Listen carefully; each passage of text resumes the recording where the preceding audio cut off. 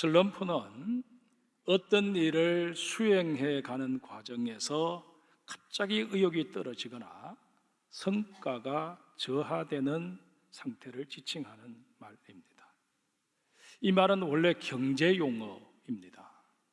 경제 활동이나 가격이 급격하게 하락하는 현상을 설명하기 위해서 만들어진 용어입니다. 그런데 20세기에 들어서면서 스포츠 선수들이 갑작스럽게 경기력이 저하되거나 또 일반인들 중에서도 집중력이 떨어지고 무력감에 빠지게 되는 경우를 일컬을 때 이 말을 사용하게 되었습니다. 사람이 슬럼프에 빠지게 되면 나타나는 증상들이 있습니다. 여러 가지가 많겠습니다만은 대표적인 건 몇 가지만 말씀을 드리면 자신감이 저하되어지고 또 무기력증에 빠지게 되고 불면증에 시달리기도 하고 우울증에 걸리게 됩니다.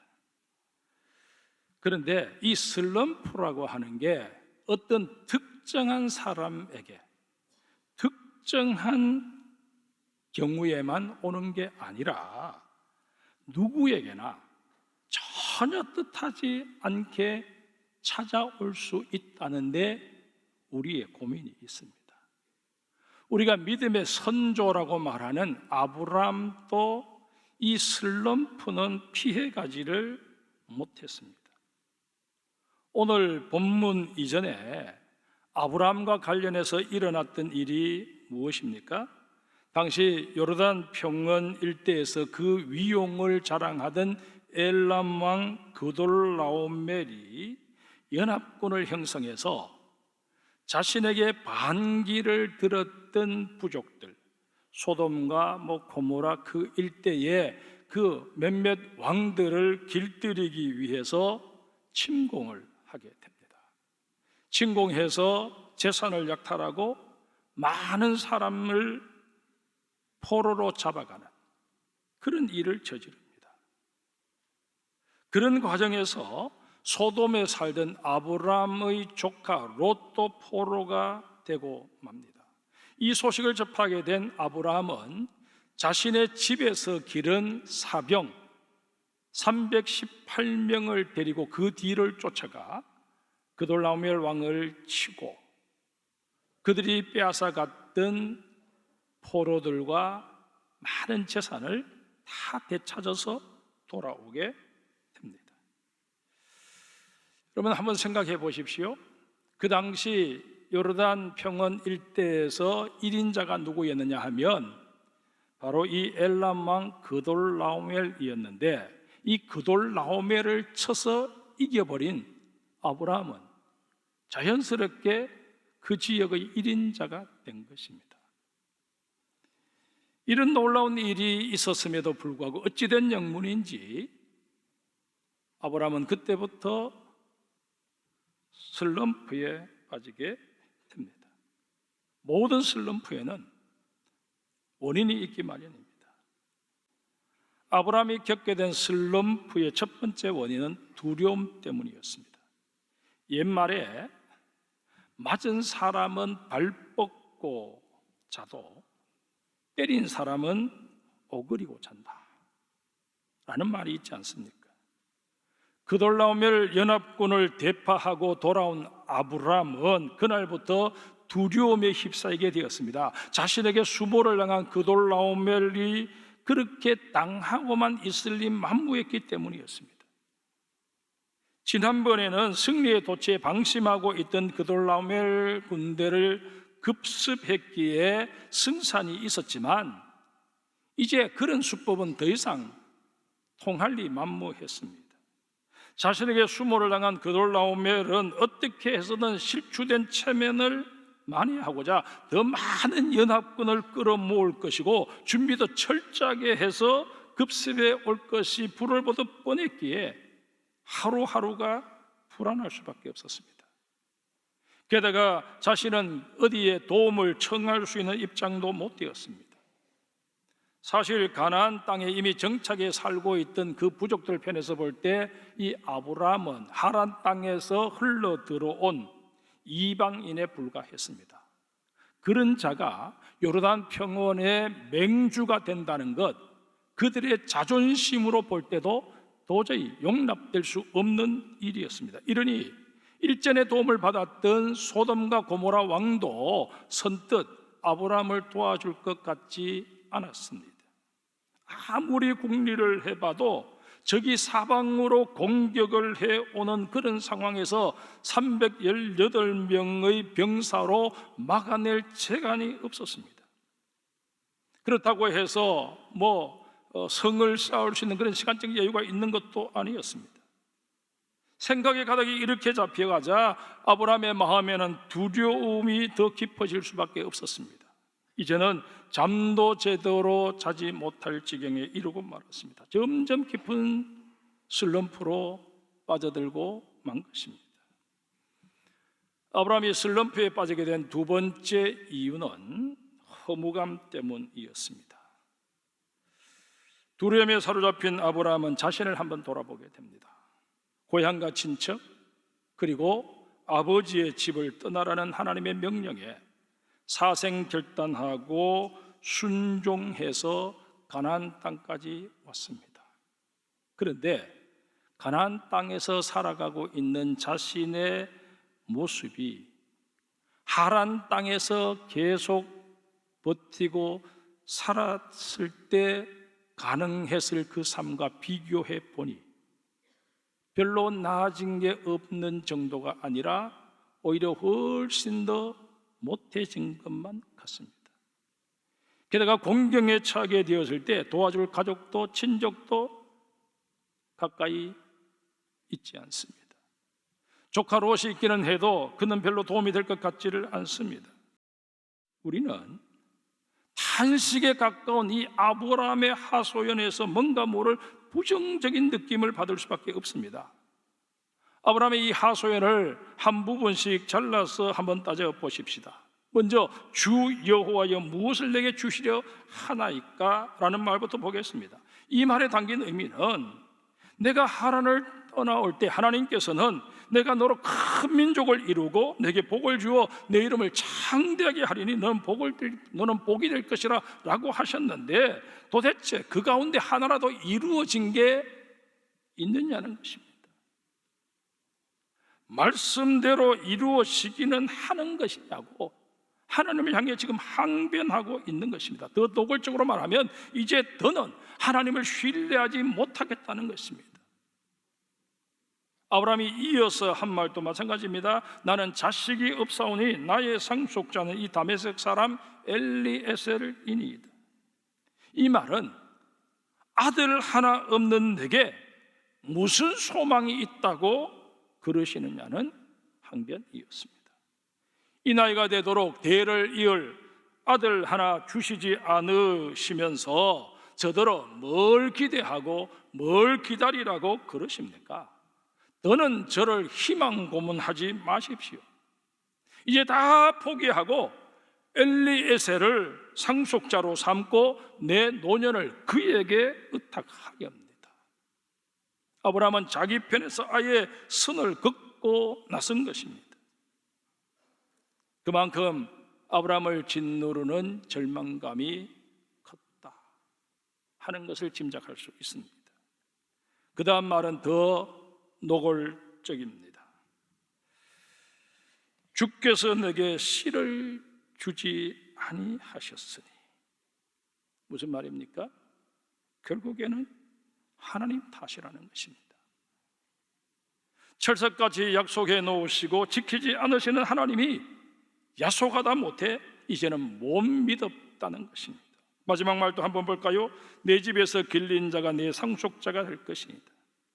이 말은 내가 이렇게 될 줄 알고 대비책으로 길러놓은 엘리에셀을 상속자로 삼을 테니 그리 아십시오 라고 하나님께 으름장을 놓고 있는 것입니다. 하나님이 안 해주시니 이제부터는 내 인생 내가 알아서 챙기겠습니다. 최후 통첩과도 같은 말씀을 드린 것입니다. 사실 아브라함이 아무리 이렇게 말해도 눈 하나 꿈쩍하지 않으실 하나님이신데 아브라함은 가소롭기 그지없는 협박을 해댄 것입니다. 그런데 여러분, 이런 아브라함의 모습을 가만히 지켜보고 있노라면 우리 자신의 모습이 오버랩되는 것을 깨닫게 됩니다. 아브라함이 그돌라오메를 물리치고 롯을 구해낼 수 있었던 것은 아브라함이 전략을 잘 세웠기 때문이 결코 아니었습니다. 아브라함이 개인적으로 훈련시킨 그 사병들의 무예가 출중했기 때문은 더더욱 아니었습니다. 아브라함이 승리할 수 있었던 유일한 이유는 하나님께서 아브라함과 함께하여 주셨기 때문이었습니다. 이런 사실은 아브라함이 승리하고 돌아올 때 그를 영접해 주었던 살렘 왕 멜기세덱의 말을 통해서 분명하게 확인할 수 있습니다. 누구나 하나님의 은혜를 망각하게 되면 갖게 되는 생각이 하나 있습니다. 그게 뭘까요? 하나님께서 내게 해주신 게 뭔데? 라는 생각입니다. 설령 그 정도는 아니더라도 하나님께서 내게 잠시간 은혜를 베푸신 것은 맞다. 그러나 지금은 그 은혜는 온데간데 없고 내 행편은 예전의 모습대로 다시 되돌아가 버리고 말았지 않느냐. 두려움과 인생 부상을 느낀 나머지 슬럼프에 빠져버린 아브라함을 하나님께서 찾아오십니다. 오셔서 말씀하십니다. 아브라함아, 두려워하지 말라. 나는 내 방패요 너의 지극히 큰 상급이니라. 앞서 아브라함이 슬럼프에 빠진 첫 번째 요인이 엘람왕 그돌라오멜의 보복을 두려워했기 때문이라고 말씀을 드렸고, 두 번째 요인은 아무것도 이루지 못했다는 자괴감 내지는 허망함에서 오는 허탈감이라고 말씀을 드렸습니다. 이에 하나님께서는 알티라 아브라함, 아브라함아 너는 두려워하지 말아라 말씀하시면서 그래야 하는 이유를 제시해 주십니다. 그 첫 번째가 내가 너의 마겐, 방패이기 때문이다 말씀하십니다. 방패에는 두 종류가 있습니다. 몸 전체를 가릴 수 있는 큰 직사각형이나 타원형으로 된 방패가 있는가 하면 한 손에 잡거나 팔뚝에 부착해서 사용하는 소형 방패가 있습니다. 대형 방패는 주로 방어용으로 사용합니다. 저 큰 방패 뒤에 몸을 숨기게 되면 적이 아무리 앞에서 화살을 쏴대도 저 방패가 다 막아줍니다. 반면에 작은 방패는 저것을 들고 적군의 칼날을 막으면서 나도 칼을 가지고 적군을 공격할 수 있는 그런 교전용 방패입니다. 그런데 오늘 본문에 언급된 이 마겐은 교전용 원형 방패를 지칭합니다. 하나님께서는 그저 소극적으로 우리를 지켜주시는 정도가 아니라 모든 대적의 공격을 막아주실 뿐만 아니라 대적을 친히 물리쳐 주시겠다 하는 그런 의미로 나는 너의 마겐 방패라 말씀하여 주신 것입니다. 두 번째로 하나님께서는 세카레카 하르베 메오드라고 말씀하십니다.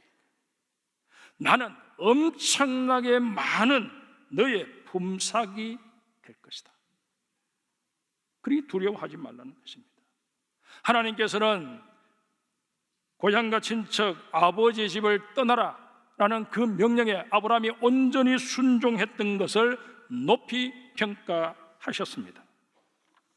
그 일은 하나님으로부터 엄청난 품삯, 그 보상을 받기에 충분하다고 재천명해 주신 것입니다.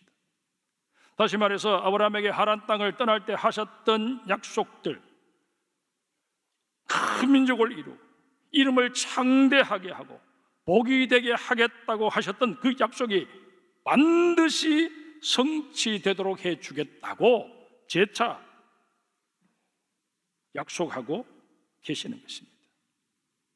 아울러 이 말씀은 아브라함에게 너는 아무것도 이룬 것이 없는 실패자가 아니요 당장 손에 쥔 것이 없다고 해서 빈털터리가 아니며 너의 인생은 형편없는 그런 인생이 아니라 명품 인생이다 라고 선언해 주신 것이었습니다.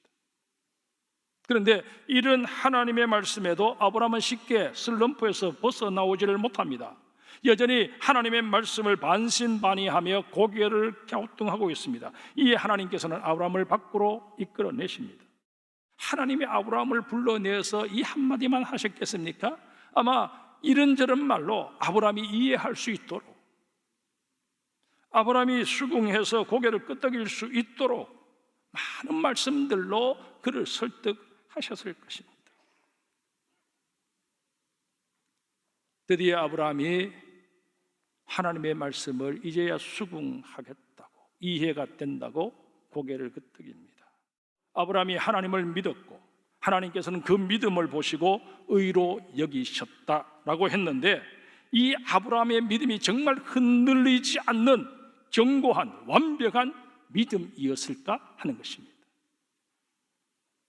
만약 아브라함의 믿음이 그런 흔들리지 않는 하나님 보시기에도 완벽한 믿음이었기 때문에 하나님께서 그 믿음을 의로 여기셨다면 사실 이 사건은 우리와는 아무런 상관이 없는 사건입니다. 왜냐하면 우리의 믿음은 이런 믿음이 못되기 때문입니다. 늘상 흔들리고 갈대처럼 왔다 갔다 하는 그런 믿음 아니냐 하는 것입니다. 그런데 아브라함의 믿음도 사실 우리의 믿음과 별반 다를 바 없는, 다시 흔들릴 수밖에 없는 그런 믿음이었습니다. 여기에 우리의 소망이 있습니다. 여러분, 아브라함의 믿음이 어느 정도의 수준이었는지 적나라하게 드러나는 사건이 그 다음 16장에 소개됩니다. 하나님께서 아브라함에게 내 몸에서 날짜가 내 상속자가 되리라 분명히 말씀하셨음에도 불구하고 아브라함은 계속해서 아들이 태어나지 않자 아내 사레의 청을 받아들여서 몸종 하갈을 취하여 첩으로 삼고 그를 통해 아들을 낳게 됩니다. 이건 분명 하나님의 약속을 신뢰하지 못했다는 명백한 증거입니다. 아브라함이 믿음 없는 행동을 해버린 것입니다. 자, 그렇다면 여러분 한번 생각해 보십시오. 하나님께서 아브라함의 믿음을 보시고 그것을 의로 여기셨다고 했는데 그 전제 조건인 믿음이 흔들려 버렸습니다. 믿음을 잃어버렸습니다. 그러면 그 결과인 하나님이 의로 여겨주시는 것도 취소되어야 마땅한 것 아닙니까? 그런데 하나님은 그러지 않으십니다. 여기서 우리는 하나님께서 말씀하시는 의에 관해서 좀 살펴볼 필요가 있습니다. 하나님께서 말씀하시는 의는 히브리어로 체다카라고 합니다. 타락 이전의 사람에게나 적용될 수 있는 그런 단어임에 틀림이 없습니다. 그런데 여기서는 이 체다카라고 하는 단어를 쓰면서도 이게 절대적 개념으로서의 의가 아니라 칭의, 의롭다고 인정해 주시는 것으로 그 의미가 설명되고 있습니다. 이런 사실을 입증하는 게 와야흐 세바하, 그가 이것을 간주하셨다 라는 다음에 나오는 표현입니다. 여러분, 간주한다는 게 뭡니까? 사실은 전혀 그렇지 못하고 그 기준에 미치지도 못합니다. 그럼에도 불구하고 기준에 미친 것으로 인정해 주겠다는 말 아닙니까? 하나님의 관점에서 본다면 모든 것이 미흡했던 게 아브라함이었습니다. 그런데도 하나님께서는 나를 의지하려고 애쓰는 너의 믿음을 내가 귀하게 여긴다, 그렇게 말씀하시며 아브라함을 향해서 의롭다 말씀해 주셨다는 것입니다. 그리고 언약을 체결해 주십니다. 심지어 6절의 원문을 보면 믿음은 나의 의지나 노력의 산물이 아니라 믿게 하시는 힘이 작용하고 있음을 암시하고 있습니다. 우리에게 친히 믿음을 주시고 또 내가 받아들인 그 믿음에도 여전히 문제가 많음에도 불구하고 하나님께서는 우리를 향해 그만하면 족하다 간주해 주시고 의롭다 칭해 주시는 은혜, 이게 우리의 소망의 근거입니다. 여러분, 아브라함을 택하시고 의롭다 칭하시며 믿음의 선조로 우뚝 세우시는 하나님께서 오늘 우리를 향해 말씀하십니다. 너희가 전에는 백성이 아니더니 이제는 하나님의 백성이요, 전에는 긍휼을 얻지 못하였더니 이제는 긍휼을 얻은 자니라. 여러분, 우리가 변한 것일까요? 우리가 하나님 보시기에 모든 면에서 상향된 것일까요? 아닙니다. 우리를 바라보시는 하나님의 시선이 바뀐 것입니다. 과거에는 아무리 봐도 너는 내 백성 아니다, 아무리 봐도 내가 너에게 긍휼을 베풀 만한 건덕지를 찾지 못하겠다, 그렇게 말씀하셨는데 그럼에도 불구하고 하나님 앞에 엎드려 하나님 나를 긍휼히 여겨 주옵소서 눈물 흘리는 우리를 향해서 그래, 너가 다시금 내게로 얼굴을 드니 내가 너를 내 백성으로 삼겠다, 내가 너를 긍휼히 여기겠다, 너는 더 이상 로암미가 아니라 암미요 로루하마가 아니라 루하마다 선포하여 주시는 것입니다. 여기에 우리의 소망이 있습니다. 여러분, 이 하나님의 선포 앞에 우리가 할 수 있는 행동은 하나밖에 없습니다. 아멘으로 화답하는 것입니다. 주여, 나는 여전히 부족합니다. 그러나 주님께서 나에게 다시 한번 기회를 주시니 내가 주님 의지하여 주님께서 내게 명하신 올람 선한 길로 다시 들어서겠습니다. 다시 그 길을 가겠습니다. 나를 인도하여 주옵소서, 나의 도움이 되어 주시옵소서 고백하는 우리 장성의 모든 성도들이 되시기를 주님의 이름으로 축복합니다.